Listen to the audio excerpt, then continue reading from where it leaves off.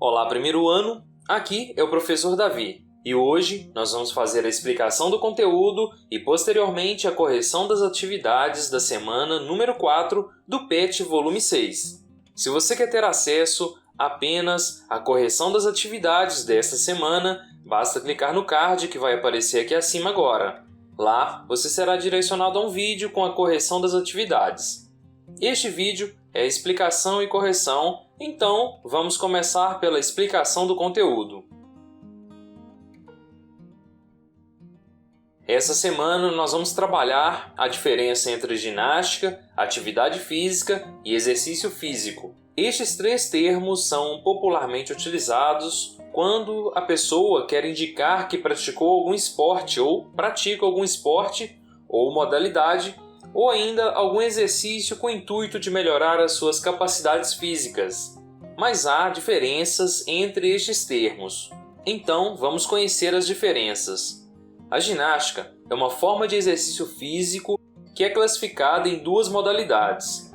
Na ginástica, nós temos a ginástica competitiva, onde existe a competição, é algo óbvio, como por exemplo nas ginásticas olímpicas, como a ginástica rítmica, a ginástica artística, dentre outras. E também temos a ginástica não competitiva, como a praticada em academias. A ginástica muitas vezes é procurada para quem quer melhorar o corpo, emagrecer ou até mesmo fortalecer os músculos, e também melhorar o aperfeiçoamento mental em forma de relaxar a mente.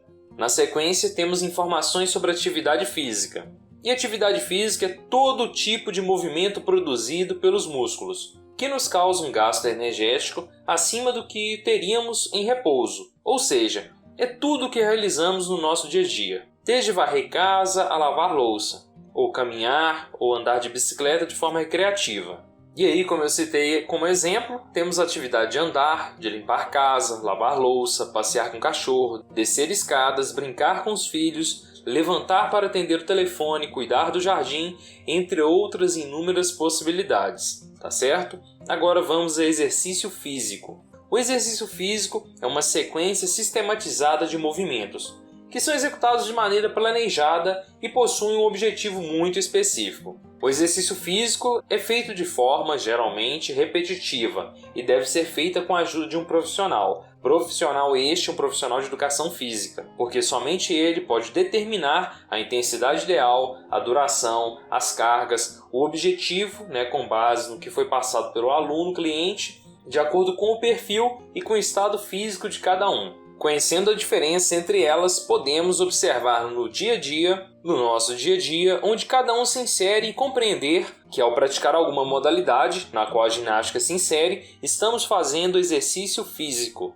Sendo assim, o que nos move a realizar essa prática é sempre a obtenção de uma melhora de performance, seja ela para competição, no caso de atletas profissionais, ou na promoção de saúde, no caso de um amador. Mas em ambos os casos, o que trabalhamos em nosso corpo para obter essas melhorias são as capacidades físicas. E aqui vem apresentando algumas capacidades físicas. Dentre elas, as capacidades motoras, as capacidades coordenativas e as capacidades mistas. Nas capacidades motoras, elas são divididas entre força e resistência.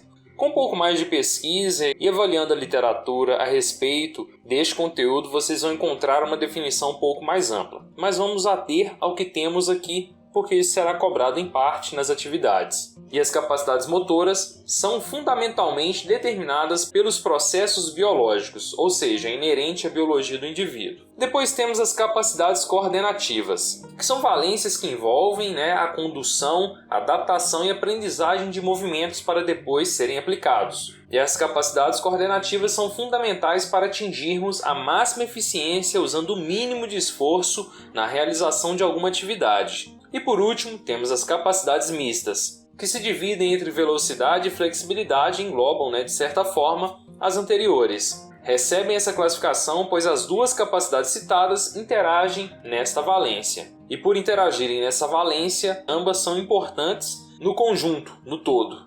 Ok, pessoal? Após então essa breve explicação, nós vamos às atividades da semana. Atividades. Atividade 1. Na forma competitiva da ginástica, temos as modalidades ginástica acrobática, ginástica rítmica, ginástica artística e ginástica de trampolim. Você já teve a oportunidade de ver ou praticar? Conte sua experiência. No caso de nunca ter visto ou praticado, conte-nos a que fator atribui o fato de não ter vivido essa experiência. Aqui, turma, é uma pergunta que exige uma resposta pessoal. E assim eu fiz. Se você já tiver realizado, você deve descrever as suas experiências quanto à prática dessas modalidades, ou então, se você não tiver realizado, você deve descrever o porquê de não ter vivenciado essas experiências, como por exemplo, fatores limitantes quanto ao espaço, execução das aulas, dentre outras possibilidades. Eu coloquei como resposta, de forma bem pessoal, que eu já pratiquei a ginástica rítmica nas aulas de educação física e achei interessante esta modalidade. A mistura de movimentos ginásticos e música é algo que eu gostei de realizar. Então eu coloquei que eu realizei e ainda coloquei um pouco da minha experiência, tá certo? Aqui é apenas um exemplo para vocês tomarem como base para construir a questão. Não existe certo ou errado em caso de questões pessoais, tá bom? Vamos à atividade número 2 agora. Atividade número 2. Vamos fazer um pequeno teste de flexibilidade. Consiga uma caixa de papelão com 30 cm de altura. Vire a caixa com o fundo para baixo, ou seja, a parte aberta da caixa deve ficar voltada para baixo. No fundo da caixa, você deve fixar uma régua com pelo menos 40 centímetros, de modo que a marca dos 23 centímetros coincida com a linha vertical onde você apoiará os pés. E aí vem trazendo umas orientações. Você deve estar descalço. Você deve sentar-se de frente para a base da caixa, com as pernas estendidas e unidas, assim como apresentado aqui nesta imagem e está sendo apresentado aí para vocês no vídeo. Coloque uma das mãos sobre a outra e eleve os braços à vertical. Incline o corpo para frente e alcance com as pontas dos dedos das mãos tão longe quanto possível sobre a régua graduada, sem flexionar os joelhos e sem utilizar movimentos de balanço, ou seja, ir para frente e para trás fazendo movimento para tentar alcançar uma distância maior, tá certo? Anotação. O resultado é medido a partir da posição mais longínqua que você pode alcançar na escala com as pontas dos dedos. Registra-se o melhor resultado entre duas execuções com a anotação em uma casa decimal. Anote o resultado e compare na tabela se você se encaixa no nível de flexibilidade relativo à sua idade. Então você deve fazer esse teste, anotar os valores encontrados e verificar aqui se você está dentro da média para a sua faixa etária. Então, você vai verificar, de acordo com a sua faixa etária, se você se enquadra no nível de flexibilidade específico para a sua idade. Essa é uma atividade apenas prática, não é necessário escrever nada nesta atividade, ok? Vamos então agora à próxima atividade, atividade número 3. Atividade 3. Usain Bolt, recordista mundial dos 100 metros e 200 metros rasos, é considerado um atleta com uma largada ruim. A vantagem que ele adquire sobre os seus competidores se apresenta no final da prova, onde ele mantém a velocidade enquanto todos começam a desacelerar.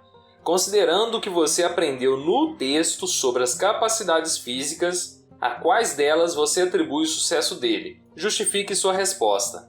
Aqui, pessoal, você deve avaliar de acordo com o que foi colocado nos textos, tá certo? E assim eu fiz e coloquei uma possibilidade de resposta que fica como exemplo para vocês. Dentro das capacidades físicas trabalhadas no texto, eu atribuo o sucesso de Bolt às capacidades mistas e coordenativas, que envolve a velocidade e os aparatos fisiológicos relacionados, a flexibilidade aplicada à amplitude de movimento empregada durante a realização da corrida de velocidade, e a coordenação dos movimentos, que são precisos e atendem à finalidade empreendida nas provas. Eu escolhi essas capacidades físicas pois, durante a corrida de velocidade, tanto de 100 quanto 200 metros, a velocidade é um fator extremamente relevante, e ela depende de aparatos fisiológicos individuais de cada um. A flexibilidade também, pois ela pode interferir de forma positiva ou negativa depender do grau de flexibilidade do atleta na realização de determinados esportes, principalmente em esportes de corrida. E por último, a coordenação dos movimentos, Nas provas de altíssima velocidade de explosão, como são as provas de velocidade do atletismo, é importantíssimo um atleta bem coordenado, pois cada movimento ali que sair de forma errada pode prejudicar, né, e comprometer o desempenho do atleta. Beleza, pessoal? Então fica aí esta possibilidade de resposta para a atividade número 3. Agora vamos à atividade número 4. Atividade 4. Ao ler a definição de capacidades coordenativas, em quais tarefas do seu dia a dia você acredita que as mesmas atuam? Cite exemplos e tente associar onde as aulas práticas de educação física poderiam te ajudar. E aí, como resposta, eu coloquei apenas uma possibilidade. Eu acredito que as capacidades coordenativas atuam em todas as tarefas do dia a dia. Como exemplo, temos o ato de andar, subir escadas, carregar objetos, escrever, dentre outras possibilidades. Nas aulas de educação física, podem ser úteis em diversas atividades, como por exemplo as práticas esportivas, que auxiliam no desenvolvimento de diversas capacidades físicas, dentre elas as capacidades coordenativas. E eu citei, entre parênteses aqui, o manuseio da bola do handebol, por exemplo, é uma atividade que desenvolve e trabalha as capacidades coordenativas, a coordenação, né, da utilização de objetos, que é aplicado no dia a dia. Beleza, pessoal? Fica então esta possibilidade de resposta para a atividade número 4. Vamos agora à atividade número 5. A atividade número 5 é composta por um teste de força e resistência, que trabalha a musculatura abdominal. Para essa atividade você vai precisar de alguns materiais. Você vai precisar de um colchonete de ginástica e um cronômetro. Além disso, você vai precisar de uma pessoa para lhe ajudar a realizar essa atividade.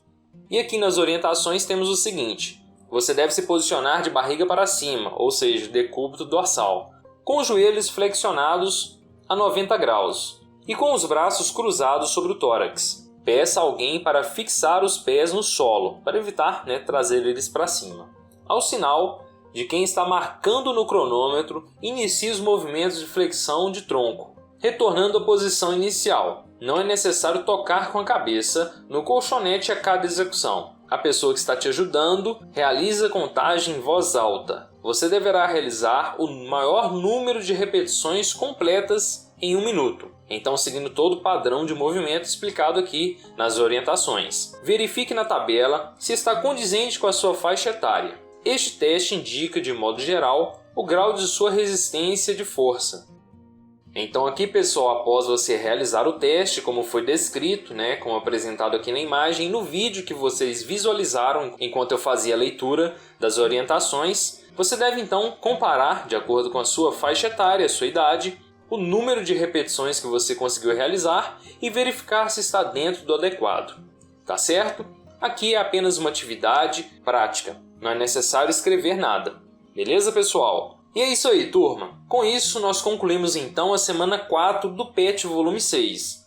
Quaisquer dúvidas no campo de comentários, se inscrevam no canal para dar aquela força pra gente e um forte abraço.